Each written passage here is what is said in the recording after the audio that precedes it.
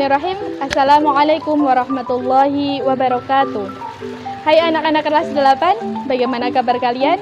Semoga selalu dalam keadaan sehat dan juga iman. Alhamdulillah, kembali lagi bersama dengan Bu Ayundi dalam Mapel PAI, yang mana hari ini insya Allah kita akan membahas tentang bab fikih, yakni tentang puasa. Silahkan siapkan buku tulis kalian dan juga pulpen untuk merangkum materi yang akan disampaikan dari Bu Ayundi dari awal sampai akhir. Silahkan merangkum, jangan di skip-skip. Nah, kemudian nanti di akhir materi yang sudah Bu Ayundi sampaikan, setelah kalian mendapatkan ilmu tentang puasa, maka silahkan kerjakan edmodo yang sudah Bu Ayundi siapkan. Maka simak video berikut ini.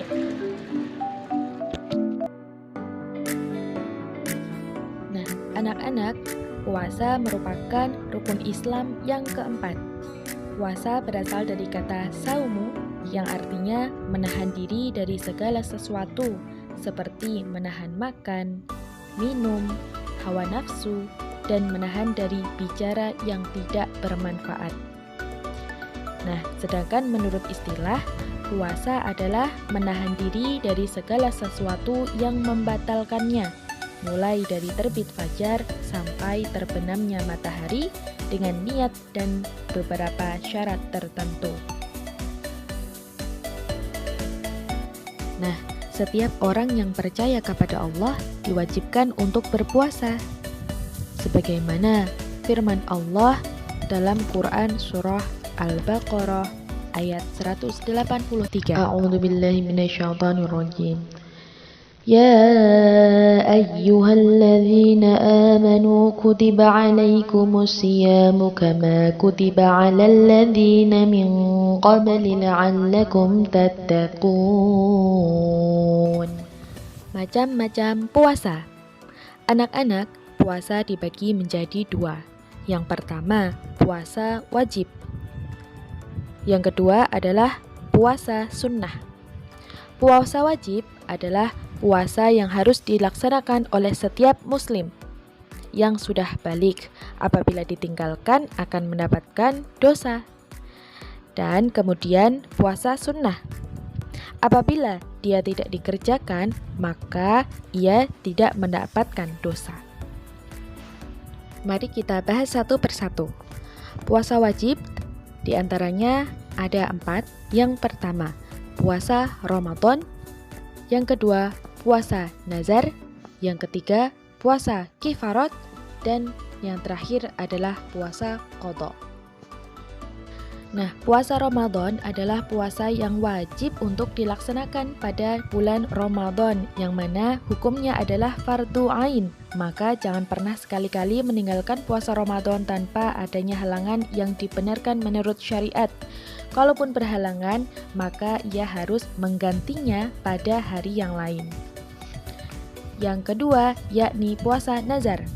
Puasa nazar adalah puasa yang dilakukan karena memiliki nazar atau janji kebaikan yang pernah diucapkan.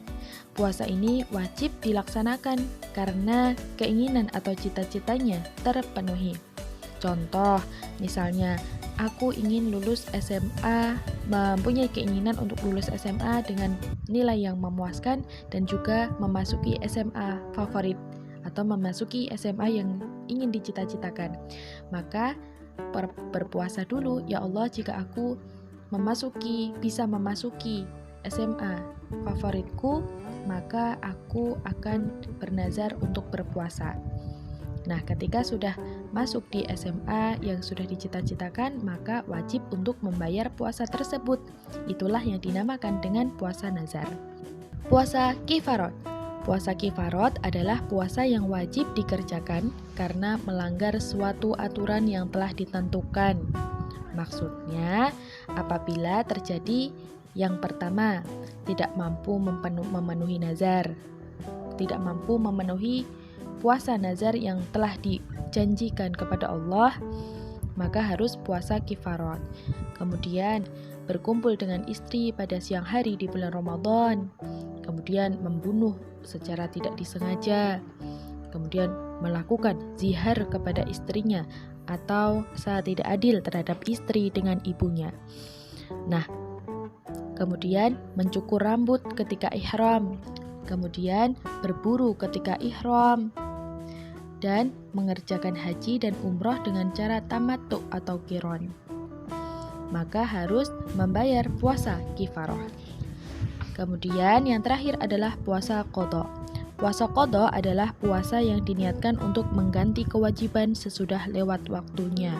Sebagai contoh, orang yang meninggalkan puasa karena haid, maka ia wajib mengganti puasa tersebut di bulan lainnya. Apabila meninggalkan puasa 6 hari, wajib baginya mengqadha 6 hari sebanyak jumlah hari yang ditinggalkan.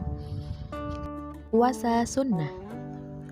Puasa sunnah diantaranya banyak sekali, namun yang harus kalian pelajari hari ini di mapel ini adalah 3, yakni yang pertama, puasa Syawal, yang kedua, puasa Arafah, yang ketiga, puasa hari Senin dan Kamis.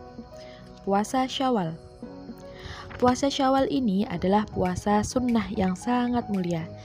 Ia dilaksanakan sesudah bulan Ramadan, yakni bertepatan tanggal 2 Syawal yang jumlahnya ada 6 hari. Dan cara mengerjakan puasanya boleh 6 hari berturut-turut atau boleh dilaksanakan dengan secara berselang-seling. Hari ini puasa, besok tidak, besoknya lagi puasa, besoknya tidak, dan seterusnya. Karena barang siapa yang mengerjakannya, maka pahalanya seperti puasa selama 1 tahun, insya Allah. Kemudian yang kedua, puasa Arafah.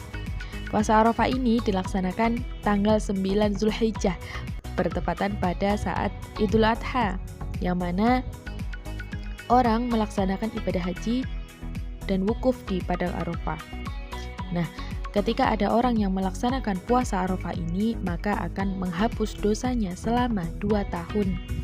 Yang 1 tahun adalah dosa-dosa tahun lalu, kemudian 1 tahun dosa yang akan datang. Yang terakhir adalah puasa hari Senin dan Kamis, sering kalian kerjakan. Hari Senin dan Kamis ini adalah puasa yang mulia, yang mana disunahkan oleh Rasulullah SAW. Nah, setelah mempelajari tentang puasa wajib dan sunnah, maka tentunya kita menjadi tahu bukan bahwa melaksanakan puasa itu tidak hanya menahan dari lapar dan haus saja, tapi ia juga mempunyai tujuan meningkatkan iman dan takwa kita untuk mencapai kebahagiaan di dunia dan akhirat. Berpuasa tidak hanya cukup menahan makan dan minum, namun ia juga harus memperbanyak amal soleh, berakhlak mulia, dan menghindari perbuatan yang tercela.